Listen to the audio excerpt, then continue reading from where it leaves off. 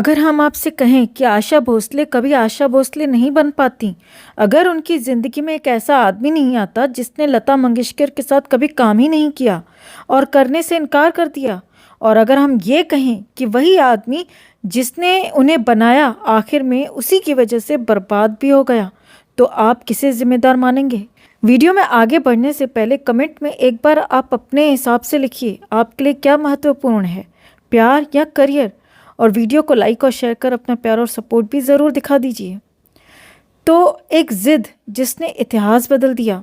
ये कहानी शुरू होती है एक ज़िद से, एक ईगो से और एक ऐसे फैसले से जिसने पूरी म्यूज़िक इंडस्ट्री की दिशा बदल दी।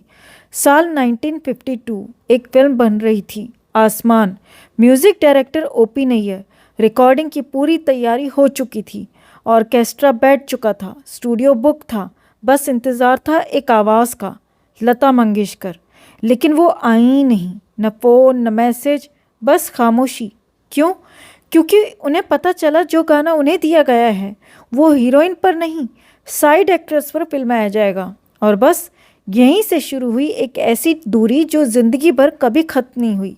ओपी नैयर को ये बात चुभी, इतनी गहराई से चुभी कि उन्होंने कसम खा ली, मैं लता मंगेशकर के साथ कभी काम नहीं करूँगा। अब सामने आती है एक टूटी हुई लड़की और एक ज़िद्दी गुरु। उसी दौर में एक लड़की थी जिसकी आवाज़ में दम था लेकिन पहचान नहीं। 3 बच्चों की माँ, टूटी हुई शादी और करियर लगभग ख़त्म। नाम आशा भोसले। उन्हें काम मिलता भी था तो सिर्फ ये सुनने को, थोड़ा लता जी जैसा गाओ, तुम गीता दत्त को कॉपी करती हो। सोचिए, जब आपकी खुद की आवाज़ ही आपकी नहीं रहती तो आप कौन होते हैं? तभी उनकी मुलाकात होती है ओपी नैयर से, और यहाँ से कहानी में आता है पहला मोड़। ओपी नैयर ने कहा, लता बनने की कोशिश मत करो, अपनी पहचान बनाओ। ये सिर्फ सलाह नहीं थी, ये एक क्रांति थी। और यहीं से हुआ एक नई आवाज़ का जन्म। ओपी नैयर ने आशा को सिर्फ गाने नहीं दिए, उन्होंने उन्हें गढ़ा। उनकी आवाज़ में जो खुरदुरापन था उसी को उन्होंने स्टाइल बना दिया। जहाँ बाकी सब शुद्धता ढूंढ रहे थे, वो एटीट्यूड ढूंढ रहे थे। और फिर आए वो गाने जो उस दौर में बोल्ड माने जाते थे। कैबरे सॉन्ग्स, फास्ट बीट्स, एक अलग ही अंदाज। लोगों ने कहा ये क्या है, लेकिन धीरे धीरे वही आवाज़ लोगों के दिलों में उतरने लगी। और फिर आया वो पल जिसने सब कुछ बदल दिया। एक नया दौर और एक नई जंग। फिल्म नया दौर, प्रोड्यूसर B.R. चोपड़ा। शर्त रखी गई, सारे गाने लता मंगेशकर गाएंगी। लेकिन ओपी नैयर ने साफ मना कर दिया, अगर मैं म्यूज़िक दूंगा तो गाने सिर्फ आशा भोसले गाएंगी। ये सिर्फ एक फैसला नहीं था, ये एक दांव था, करियर का दांव, इज्जत का दांव। और उन्होंने ये दांव आशा पर लगाया। नतीजा, हर गाना सुपरहिट। और उसी दिन एक कैबरे सिंगर बन गई एक स्टार। और फिर जब प्रोफेशनल रिश्ता पर्सनल हो गया, काम करते करते दोनों करीब आ गए। एक तरफ टूटी हुई औरत, दूसरी तरफ ज़िद्दी ईगो वाला आदमी। दोनों शादीशुदा थे, दोनों के बच्चे थे, लेकिन दिल किसी लॉजिक से नहीं चलता। ओपी नैयर आशा की आवाज़ के दीवाने हो गए, इतना कि उन्होंने अपनी बाकी फेवरेट सिंगर्स गीता दत्त, शमशाद बेगम सबको पीछे छोड़ दिया। और यहाँ कहानी ने एक नया खतरनाक मोड़ दिया। आशा ने उनसे एक वादा लिया, आप सिर्फ मेरे साथ काम करेंगे। और उन्होंने मान लिया। अब ये क्या था, प्यार या पजेसिवनेस? क्योंकि अब ओपी नैयर का music is equal to Asha Bhosle और Asha Bhosle is equal to OP Nayyar. लेकिन दुनिया बदल रही थी, नई आवाज़ें आ रही थी, नया म्यूज़िक आ रहा था। और तभी एंट्री होती है R.D. बर्मन की। दूसरा प्यार और पहला टूटना। R.D. बर्मन, युवा, एक्सपेरिमेंटल, फ्रेश। और आशा, जो पहले ही अपने आप को खोज चुकी थी, अब उन्हें मिल गया एक नया आसमान। धीरे धीरे उनकी दुनिया बदलने लगी। और उधर ओपी नैयर उसी जगह खड़े रह गए।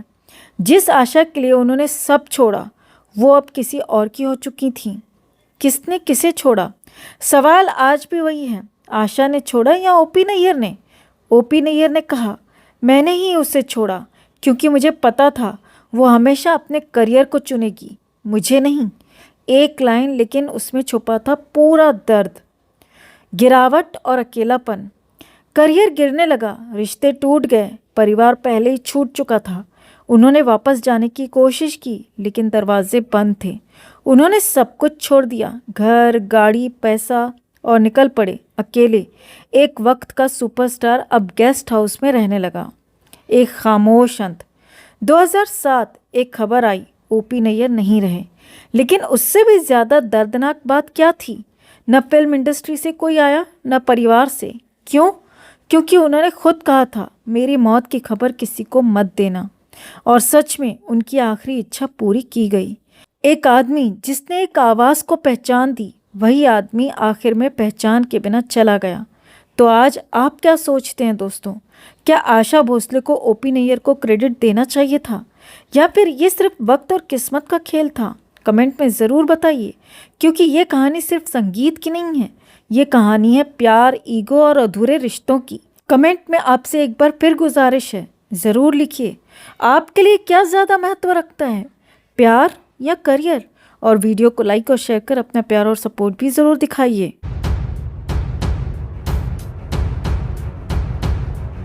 कभी आपने सोचा है कि कुछ आवाज़ें सिर्फ सुनी नहीं जाती बल्कि जी ली जाती हैं, और फिर एक दिन वही आवाज़ हमेशा के लिए खामोश हो जाए तो सिर्फ सन्नाटा नहीं होता, एक पूरा दौर ख़त्म हो जाता है।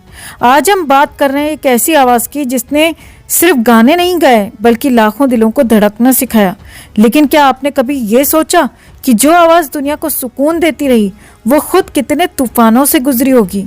ये कहानी है उस दर्द की जो सुरों के पीछे छिपा था, उस मुस्कान की जो हर बार टूट कर भी वापस आई, और उस एक शब्द की जो उनके अपने भाई ने उन्हें कहा था, शापित गंधर्व। सुनने में अजीब लगता है ना, इतनी बड़ी कलाकार और शापित, लेकिन कभी कभी सबसे खूबसूरत आवाज़ों के पीछे सबसे गहरे जख्म होते हैं। वो दिन जब उनकी ज़िंदगी ने सबसे बड़ा मोड़ दिया। एक माँ जो अपनी बेटी को खो दे, उसके बाद वो सिर्फ एक इंसान नहीं रहती, वो एक अधूरी कहानी बन जाती है। जब उन्हें ये खबर मिली तो वो बस गिर पड़ी, जैसे किसी ने उनकी पूरी दुनिया छीन ली हो। वो भागना चाहती थी, वापस लौटना चाहती थी, लेकिन कुछ सफ़र ऐसे होते हैं जहां आप जितना चाहे दौड़ लें, आप कभी समय को पीछे नहीं ले जा सकते। उस एक घटना ने उन्हें अंदर से तोड़ दिया। उन्होंने खुद को दुनिया से काट लिया, लोगों से मिलना बंद, बात करना बंद, यहाँ तक कि संगीत से भी रिश्ता तोड़ दिया। सोचिए, जिस इंसान की पहचान ही उसकी आवाज़ हो, वो अगर गाना छोड़ दे तो वो अंदर से कितना खाली हो चुका होगा। घर में सन्नाटा था, दिल में तूफान और आंखों में वो दर्द जिसे शब्दों में बयां करना नामुमकिन है। तभी उनके छोटे भाई ने एक दिन चुपचाप उनके हाथों में तानपुरा थमा दिया। कोई लंबी बात नहीं, कोई बड़ी समझाइश नहीं, बस एक नज़र और एक एहसास। उन्होंने कहा, गाओ। लेकिन कैसे गाएं जब दिल ही नहीं बचा, जब जीने की वजह ही खत्म हो गई? तब उन्होंने वो कहा जो शायद किसी ने उनसे पहले कभी नहीं कहा था, हम गंधर्व हैं, भगवान के दरबार के कलाकार। लेकिन कुछ गंधर्व शापित होते हैं, उन्हें धरती पर भेजा जाता है ताकि वो लोगों को खुशी दे सकें, लेकिन खुद कभी पूरी तरह खुश नहीं हो पाते। सोचिए, क्या ये एक दिलासा था या एक कड़वा सच? उन्होंने कहा, तुम उन्हीं में से एक हो, तुम्हारा काम है गाना, चाहे तुम्हारे अंदर कितना भी दर्द क्यों ना हो। उस दिन उन्होंने फिर से गाना शुरू किया, लेकिन उस दिन के बाद उनकी आवाज़ में कुछ बदल गया। वो पहले से ज़्यादा गहरी हो गई, ज़्यादा सच्ची, ज़्यादा दर्द भरी।